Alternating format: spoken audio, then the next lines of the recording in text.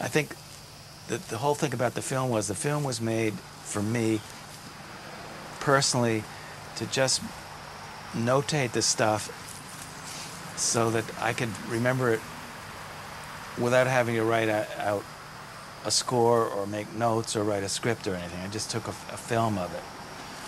So it wasn't really necessary to have everything totally up to speed or totally performed. And of course your lighting is completely different and there was no people there.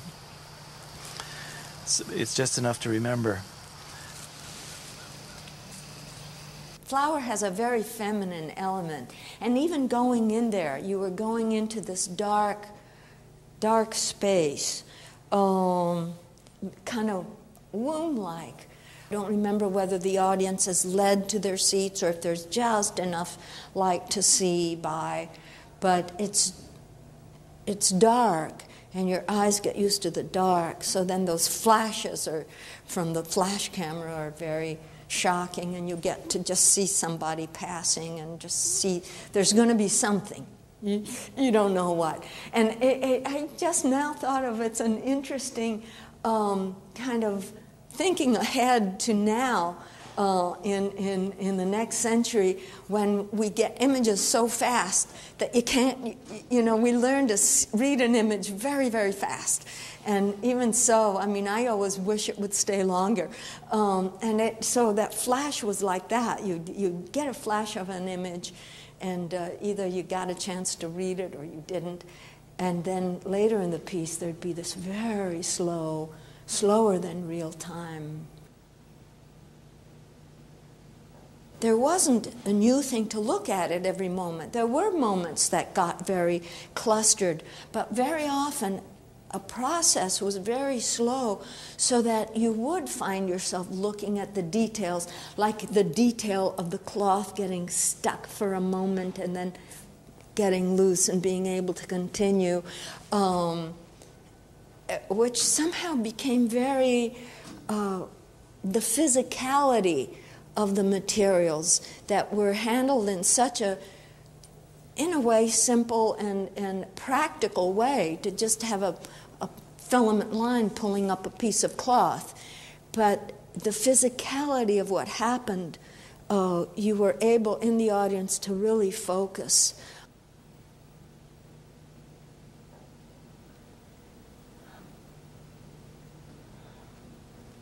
You have certain conventions, and whatever you're going to do, you're going to end up being conventional.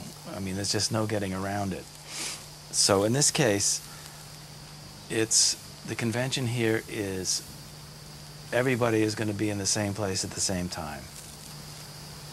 Once that's agreed to, I mean, I impose on myself another couple of things there. One is that I really like people to not, I don't want to tell anybody what to do. I give people orders. I don't want to threaten anybody.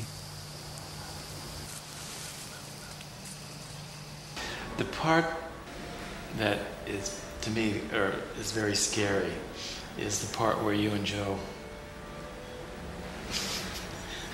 have at yourselves. Mm-hmm. And it's a part that scared me. And I don't remember me trying to tell you guys to tone it down and to... Mm-hmm. You gave us a task, and so there's a level of knowledge about what we were doing. You instructed us to take each other's clothes off. We were wearing... many layers of stuff. Many layers of clothes. And if I'm trying to take his shirt off, I can't get it up over his head if he's got his arms out. So we kept, and right in the beginning there was confrontation in the task. Yeah. But then we did it somehow. But we did it by just like tearing things off of each other. Oh, Jesus. And just come to think of it, now I see the bookends of that tussle, that fight between the man and the woman, pulling each other's clothes off, which gives a tension of doing something together. They were doing it together. It looks like great fun. They're not hurting each other. There's just that that energetic doings. I mean, maybe they were even like making love in that very energetic way.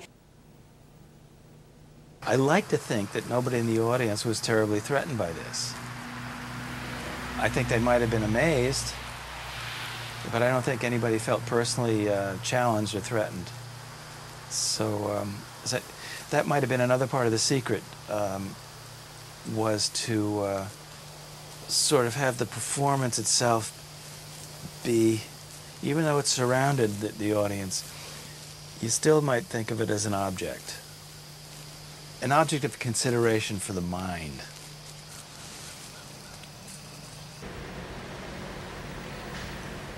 Well, I don't know. I mean, I wouldn't dare to step into the issue of femininity because it was your piece. You can do that if you like, because I always can, you know, I've been attacked in my time for being horrifically sexist, but in my work, I always thought of the work as being almost the opposite, you know. Yeah, I would say in Flower it was a regard, an esteem of women. That's how I saw it. Yeah, thank you. You know, maybe, I don't know, but I was an abstract artist, so I didn't think to say, what does it mean to be pulling paper out of a large ball? Well, if you notice, there are two sections. That's like the dark. The dark. That's sort of the dark section. And even though there are colors in there, it's black and white in a way. It's the colors are very muted and it's very dark. And I wanted that prelude, you know, that world of violence towards women. That's like the dark, negative, anti stuff, and then the second part is the kind of part that's the real part. Soliloquy to women. I mean, it's like, wait a minute, guys, you know, or people, or world, and women function in the world in a different way too, as the world. You know, like the ball girls of the world too. You know. Yes, they are. They're global. Yeah. When the ball girls get torn open, it seemed important to me that the ball costume had an opening that in this case, Walter Di Maria, who was doing the part of tearing them open, could just slide his hands into that opening and rip it open. So it had a very vaginal kind of quality.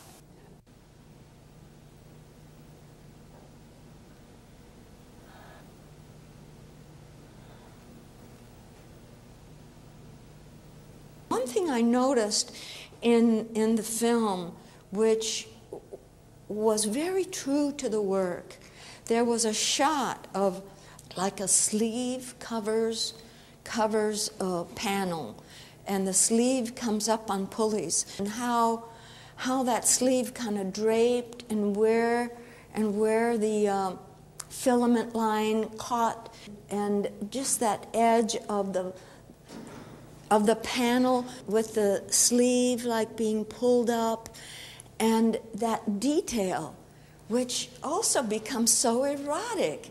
It was like a detail of how things fold into things, and edges, and things coming out of things and going into things, and how the edges handle it.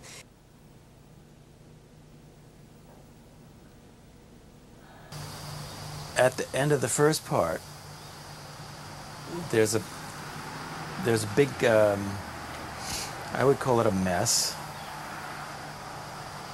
because the paper had been ripped out of these costumes and strewn all over the floor, and the performers had come in a great frenzy, stapled these bits of paper to the walls, which in a way changes the nature of that space. You have these plaster walls, and then all of a sudden the newspapers stapled to them and have a totally different character. And it's kind of interesting, actually. I sort of like that idea. At the time, nobody even thought about things like the fire department or great horrors that could have happened. And also in those days, many people smoked. Compared to today's kind of performance spaces, these places were tiny, very small. So the performers were right in front of the people who were watching. And for some reason that I don't understand, nobody was bothered by this.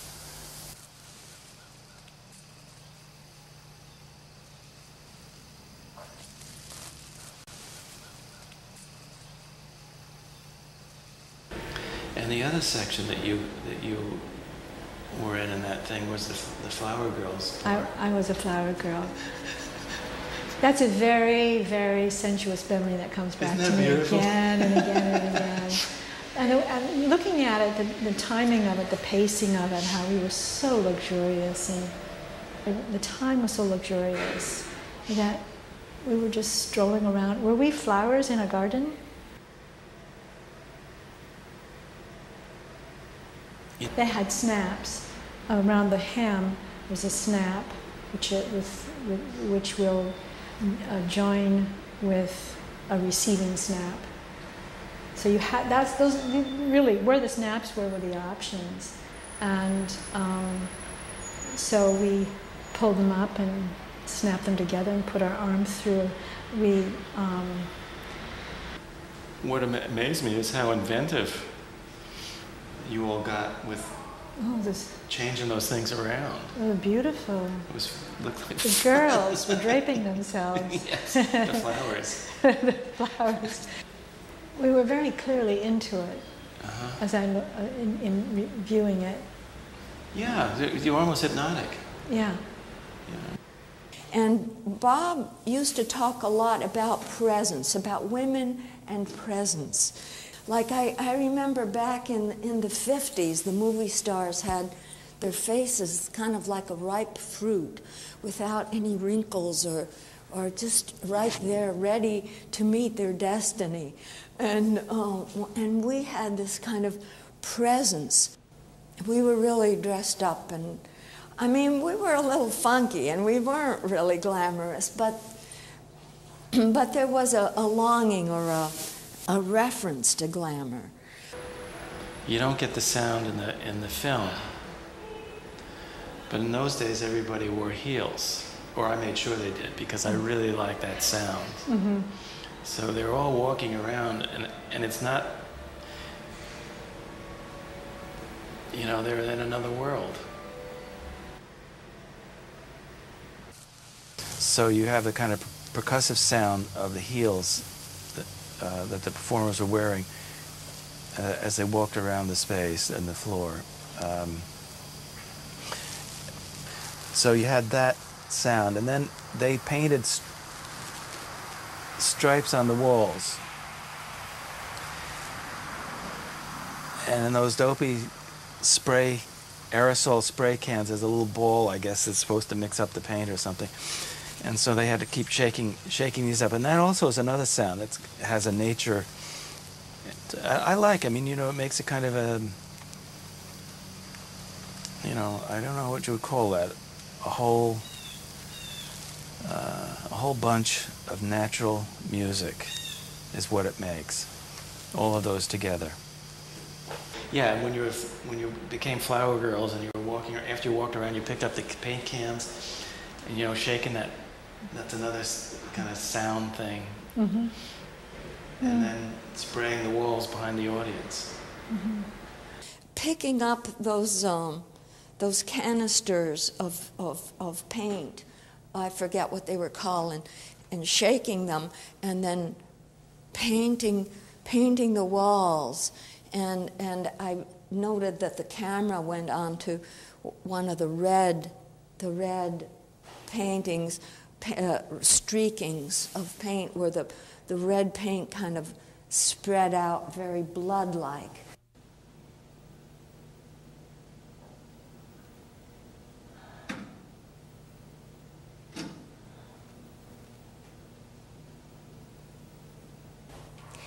And then I really contrast it to the beginning where Tricia and Joe are tearing each other's clothes off and having this tussle, this fight, which seems like a very different image of femininity. It was more true to life. It was more how we women who were in that piece, who were like performing in that piece, in our lives, we were much more, I don't know, athletic, much more out there, and on an equal basis with the men.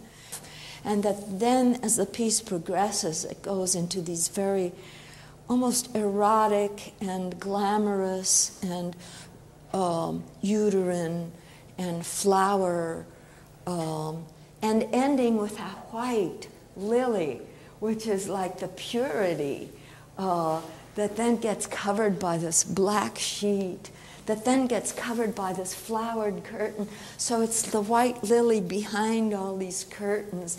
A lot of curtains hiding the mystery, so that the piece goes on into feminine mystery and starts out with a very 1960s, you know, New York tough woman.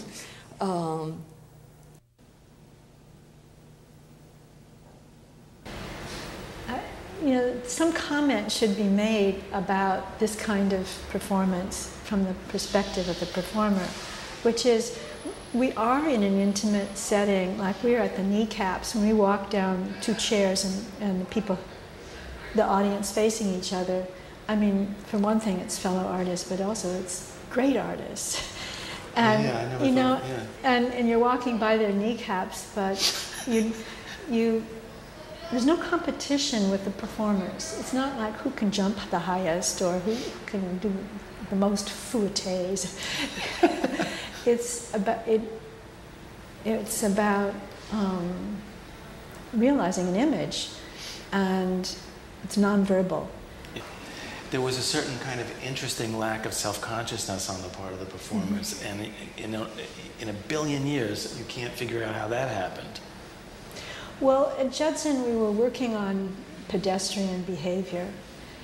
That was the biggest performance learning jump I ever took in my life, because you're just so vulnerable. It was so unusual to find people to be involved in people who got it, and who were smart and sympathetic.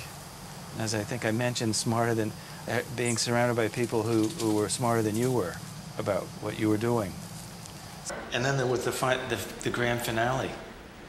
What was the grand finale? The grand finale is when all the flower girls come running through with flowers and throw them to the audience. Oh.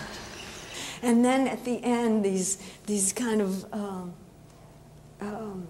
a very new attitude in the piece of these smiling girls coming out and strewing these, I don't know if they were real petals of real flowers or more bits of cloth, but we were really like flower girls at a wedding, very innocent and, you know, happy day. I think in the end, it's tied together by relationships of themes like a composer might do. If you have enough time to work on a piece, I won't say you let it compose itself. It'd be nice if it was like that. But if you hang around long enough with the material, it will let you find its own form.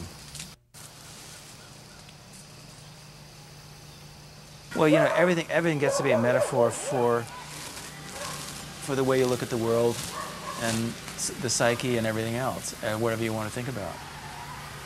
I mean, it's not for nothing that those ideas have been around forever, I think.